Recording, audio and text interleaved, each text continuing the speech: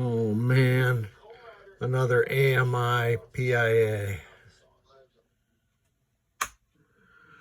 And we are back. And I've replaced that AMI 6821 that controls the displays. And what do you know? Back in business on the displays.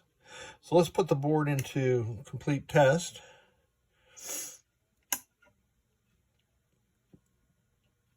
We have the auto up-down switch in the correct position now, so we're running through the display test. I'm using, as you can see, the Display Numeric Universal Williams board from Mr. Victor, aka Dumbass on pin side. Here's lamp test. This is a Pennytech board, but Victor makes one of those also. I'm sorry, that's a Siegecraft board. And here's my janky old homebrew one that I made ages ago before Victor started making boards. And I have to lash my System 11/Data East solenoid tester to test boards to these boards. Now that was the solenoids as driven by the MPU. Here's the special solenoids as driven from switch inputs. And that was all 6 of them, so those are working just fine. And the next test is switch test. And since I don't have Victor's switch test board connected here, I'll just use my old Pennytech one, which I still love. It's more flexible in one way that it's very portable. Now, this is a time warp CPU, and Williams only reported the switches that are actually used in the game. So let's see how far it goes. 43 looks like the last switch for time warp. And 44 is the last switch for time warp. Oh, sorry, there's 44. 43, 44. Excellent. Now, the client had already installed NVRAM.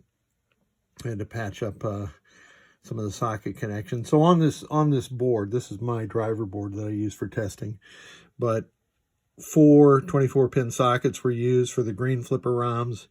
And instead of replacing all of the Scanby sockets and using the original ROMs, I created a U14 ROM and installed a socket there. So these Scanby sockets can stay. These were all good.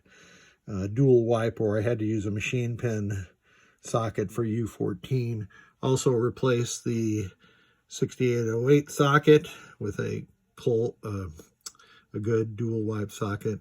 And of course, when I installed the 6821, I always install a good socket. Replace the 5-volt filter cap on the way in, and all the headers have been replaced, including the male 40-pin headers. So let's go through some of these audits. I always forget how to do this, but it's setting 18, which is set to 20 right now. If I use the credit button on my switch matrix tester to set this to 0, that is how you set a Williams 3 through 7 game to free play. So now we set it to 0. We'll just advance on through this. And these games don't reboot automatically. So there we go. I've added a blanking indication with a label that tells you what the LED being lit means. And we're back to attract mode for time warp. So it looks like we are in good shape. Thank you so much for sending it.